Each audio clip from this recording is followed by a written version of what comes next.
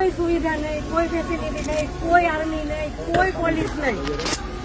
જ્યારે મોટા મોટા નેતા આવે કોઈ વીઆઈપી માટે પાછળ કેટલી ગાડી ઉપર હેલિકોપ્ટર તેનાથી હાલે છે, ટેક્સ પે કરે છે એના ઉપર નથી। વીઆઈપી માટે જે સર્વિસ છે એ આ લોકો માટે કેમ નથી? હું નીચે આર્મી કેમ્પમાં ચિલ્લાઈને કહેતી હતી કે ઉપર કેટલા લોકો જખમી છે, તમે લોકો જલ્દી કંઈક કરો। અમે ઉપરથી પડતા આખડતા નીચે ઉતરતી હજી ઉપર કોઈ ફેસિલિટી ગઈ નહોતી। ઉપર આટલું બધું થઈ ગયું હતું, નીચે આર્મીને ખબર કેમ ન પડી કે ઉપર આ થઈ ગયું છે? આતંકવાદી અમારી સામે આવીને ગોળી મારી જાય છે, હિન્દુ મુસલમાનને અલગ કરીને હિન્દુના બધા ભાઈઓને ગોળી મારી છે। તો આપણી આર્મી કરે છે શું? લાખોની સંખ્યામાં આર્મી હતી ત્યાં, અને જે ટુરિસ્ટ પ્લેસ છે ત્યાં કોઈ આર્મી મેન નહીં, કોઈ પોલીસમેન નહીં કે કોઈ ફર્સ્ટ એડ કિટ નહીં, કાંઈ જ સુવિધા નહીં।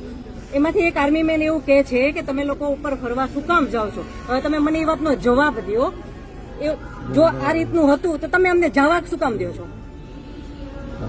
નહીં, હવે મારા ઘરનો સ્તંભ વયો ગયો છે, હવે તમે મને પાછો આપો, મારે બીજું કઈ ન જોઈએ।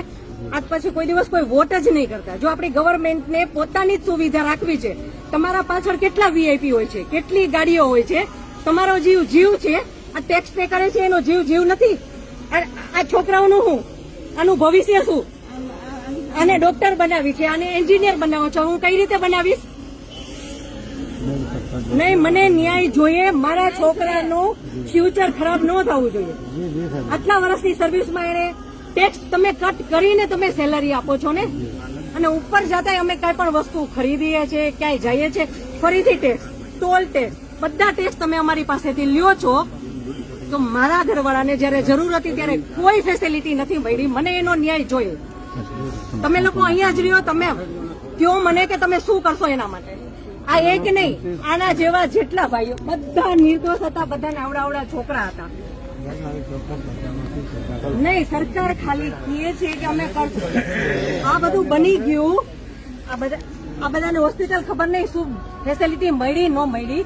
બીજે દિવસે આટલો કરફ્યુ, આટલી રોડ બંધ, રોડ ઉપર 100-200 જ્યાં જોઈને ઢગલા। નહીં સર, નહીં, સાંભળો, તમારે સાંભળવું પડશે। જયારે બધું પતી જાય પછી આપણી ગવર્મેન્ટ આવીને ફોટા પાડે છે કે અમે આર્મી ઓફિસર અહીંયા હતા, પોલીસ અહીંયા હતા, નેતા આવ્યા છે, પછી શું કામનું? અને આર્મી ઓફિસર એવું કેમ બોલી શકે કે તમે લોકો ઉપર જાઓ છો શું કામ ફરવા?